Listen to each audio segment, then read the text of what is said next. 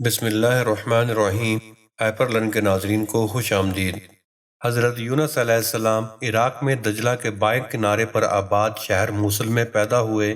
آپ کا شجرہ نسب حضرت حود علیہ السلام سے جا ملتا ہے۔ موصل کا جڑواں شہر نینوا تھا جو کہ 740 قبل مسیح میں اپنے عروج پر تھا۔ اس وقت وہاں انتہائی طاقتور قوم آباد تھی اور نینوا ایک خوشحال شہر تھا جس کی آبادی تقریباً 1,20,000 تھی۔ حضرت یونس علیہ السلام کی عمر مبارک جب 28 سال کی ہوئی تو اللہ نے انہیں اہل نینوا کی طرف معبوس بنایا۔ قرآن پاک میں اللہ پاک فرماتا ہے اور یونس کو لاکھ یا اس کے زیادہ لوگوں کی طرف پیغمبر بنا کر بھیجا۔ قرآن کریم کی 6 صورتوں میں آپ کا ذکر موجود ہے، جبکہ ایک سورہ جو کہ آپ کے نام پر ہے اس میں آپ علیہ السلام کا تفصیلی ذکر موجود ہے۔ حضرت یونس علیہ السلام نے تقریباً 40 سال تک نینوا کے لوگوں کو تبلیغ کی، مگر ساری قوم ان کی دعوت قبول کرنے سے انکاری رہی، بلکہ آپ علیہ السلام کا بے حد مذاق بھی اڑایا۔ نافرمانیوں اور سرکشی میں اس قوم نے سب کو پیچھے چھوڑ دیا، تو پھر اللہ پاک نے حضرت یونس علیہ السلام کو وحی بھیجی کہ اپنی قوم کو بتا دو کہ 3 دن کے اندر اندر ان کے شہر پر عذاب آئے گا اور ساری کی ساری قوم ہلاک ہو جائے گی۔ آپ نے قوم کو اللہ کے حکم سے آگاہ کر دیا تو نینوا کے بزرگ سر جوڑ کر بیٹھ گئے اور یہ فیصلہ کیا کہ چونکہ حضرت یونس علیہ السلام نے پوری زندگی کسی سے جھوٹ نہیں بولا، اسی لیے ان کی بات کو نظر انداز نہیں کرنا چاہیے۔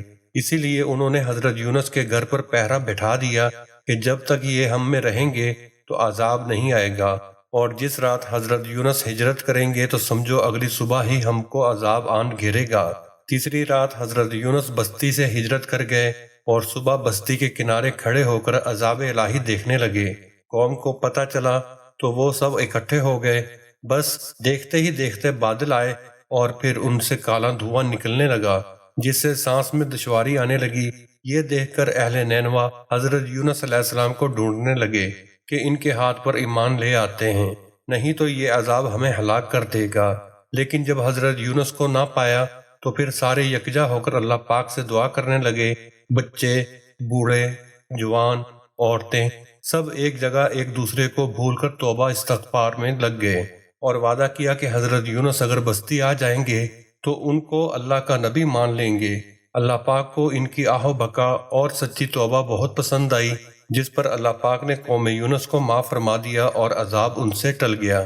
اللہ پاک قرآن میں اس کو یوں بیان فرماتا ہے، بس کوئی بستی ایسی کیوں نہ ہوئی کہ ایمان لاتی تو اس کا ایمان اسے نفع دیتا، سوائے یونس علیہ السلام کی قوم کے۔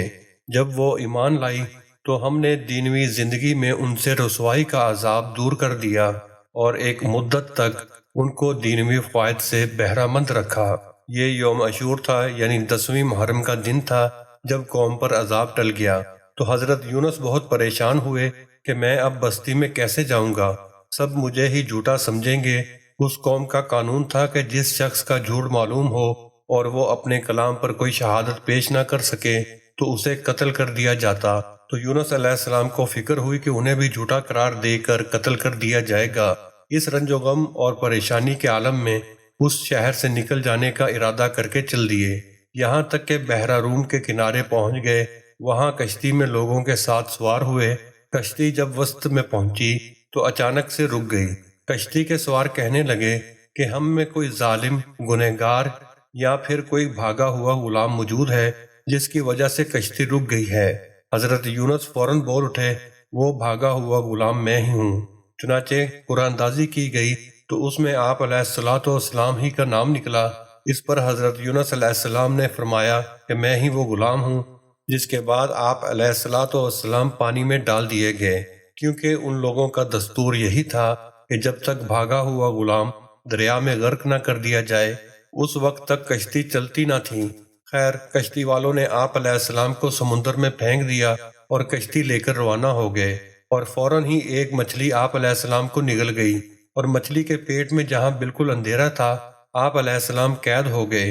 روایت میں ہے کہ جب آپ مچھلی کے پیٹ میں ٹھہر گئے تو گمان کیا کہ شاید وفات پا گئے ہیں۔ اس پر آپ علیہ السلام نے اپنے اعضاء کو جنبش دی تو ان میں حرکت ہوئی تو فوراً سجدہ ریز ہو گئے اور بارگاہ رب العزت میں عرض کیا، اے پروردگار، میں تیرے لیے ایسی جگہ مسجد سجدہ گاہ بناتا ہوں جہاں کسی دوسرے نے تیری عبادت نہ کی ہوگی۔ پھر آپ علیہ السلام نے یہ آیت کریمہ لا الہ الا انت سبحانک انی کنت من الظالمین، جس کا ترجمہ ہے کوئی معبود نہیں اس کے سوا، وہ ذات پاک ہے، بے شک میں ظالموں میں سے ہوں۔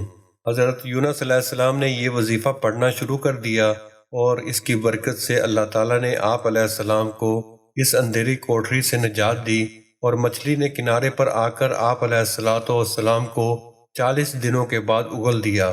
اس وقت آپ علیہ السلام بڑے ہی کمزور ہو چکے تھے۔ اللہ پاک نے ایک کدو کی بیل آپ کے پاس اگا دی، جس نے آپ کے اوپر سایہ کر دیا، اور روزانہ ایک بکری صبح شام آپ کے پاس آتی، جس سے آپ دودھ پیتے۔ جلد ہی آپ تندرست ہو کر شہر نینوا پہنچے، جہاں آپ کے ماننے والوں کی تعداد 1 لاکھ سے تجاوز کر گئی۔ اب اس سوال کی طرف آتے ہیں کہ آخر حضرت یونس علیہ السلام مچھلی کے پیٹ میں کیسے زندہ رہے، انہیں آکسیجن کہاں سے ملتی رہی۔ بعض ماڈرن حضرات اس واقعے کی اصلیت کو شک کی نظر سے دیکھتے ہیں کہ آخر اتنے دن آپ علیہ السلام بغیر کھائے پیے چاروں طرف سے بند ایک اندھیری کوٹری میں زندہ کیسے رہے۔ معجزہ ہوتا ہی عقل سے بالاتر ہے کہ جس کو دیکھ کر یا سن کر انسانی عقل دنگ رہ جائے۔ اس حوالے سے آکسفورڈ کے پروفیسر ڈاکٹر امبروز جان ولسن اپنی کتاب میں لکھتے ہیں کہ مچھلی کے پیٹ میں اتنی آکسیجن ہوتی ہے کہ ایک انسان آسانی سے وہاں سانس لے سکتا ہے، البتہ اس کا ٹمپریچر 104 ڈگری فارنہائٹ ہوتا ہے، جو کہ انسان کے لیے بخار کا درجہ حرارت ہے۔ فالکلینڈ میں شکاری جیمز ویل مچھلی کا شکار کرتے ہوئے پانی میں گر گیا، جس کو ویل نے نگل لیا، لیکن اس کے ساتھیوں نے 4 دن کی محنت کے بعد مچھلی کو پکڑ لیا۔ جب اس کا پیٹ چاک کیا گیا تو جیمز اندر زندہ تھا، البتہ وہ انتہائی لاغر تھا اور جسم پر کوئی بال نہ تھے۔ تقریباً 1 ماہ ہسپتال رہنے کے بعد وہ بالکل تندرست ہو گیا۔ اسی طرح 1958 میں ستارہ مشرق نامی جہاز سے بارکلے شکاری گر گیا، جس کو مچھلی نے نگل لیا۔ پاس ہی کھڑے عملے نے اس مچھلی کا شکار کر لیا۔ پورا عملہ مچھلی کو کلہاڑیوں سے کاٹنے پر لگ گیا کہ اچانک ان کو مچھلی کے پیٹ میں حرکت محسوس ہوئی، اور پھر انہیں بارکلے چربی میں لپٹا ہوا مچھلی کے پیٹ سے مل گیا۔ وہ بے ہوشی کے عالم میں تھا، جو کہ 2 ہفتوں کے علاج سے بالکل تندرست ہو گیا۔ دوستو، سن 1800 سے لے کر اب تک ایسے درجنوں واقعات ریکارڈ پر موجود ہیں کہ جن میں سے انسان کو مچھلی کے پیٹ سے چاک کر کے زندہ نکال لیا گیا۔ ایسے ہی واقعات کی وجہ سے آج غیر مسلم سائنسدان بھی یہ تسلیم کر چکے ہیں کہ حضرت یونس کا جو واقعہ آسمانی کتابوں میں درج ہے وہ بالکل سچ ہے۔ قرآن میں ارشاد باری تعالیٰ ہوتا ہے، اور بے شک یونس ضرور رسولوں میں سے ہیں۔ جب وہ بھری کشتی کی طرف نکل گیا تو کشتی والوں نے کرا ڈالا تو یونس دھکیلے جانے والوں میں سے ہو گئے۔ پھر انہیں مچھلی نے نگل لیا اور وہ اپنے آپ کو ملامت کر رہے تھے۔ تو اگر وہ تسبیح کرنے والا نہ ہوتا تو ضرور اس دن تک اس مچھلی کے پیٹ میں رہتا جس دن لوگ اٹھائے جائیں گے۔ پھر ہم نے اسے میدان میں ڈال دیا اور وہ بیمار تھا، اور ہم نے اس پر کدو کا پیڑ اگا دیا، اور ہم نے اسے 1 لاکھ بلکہ زیادہ آدمیوں کی طرف بھیجا تو وہ ایمان لے آئے، تو ہم نے انہیں ایک وقت فائدہ اٹھانے دیا۔ اندازہ کیجئے دوستو کہ وہ تسبیح کتنی بابرکت ہے کہ جس کی بدولت اللہ پاک نے حضرت یونس علیہ السلام کو مچھلی کے پیٹ سے آزادی دی، کہ جس کی بدولت اللہ پاک نے حضرت یونس علیہ السلام کو مچھلی کے پیٹ سے آزادی دی تھی۔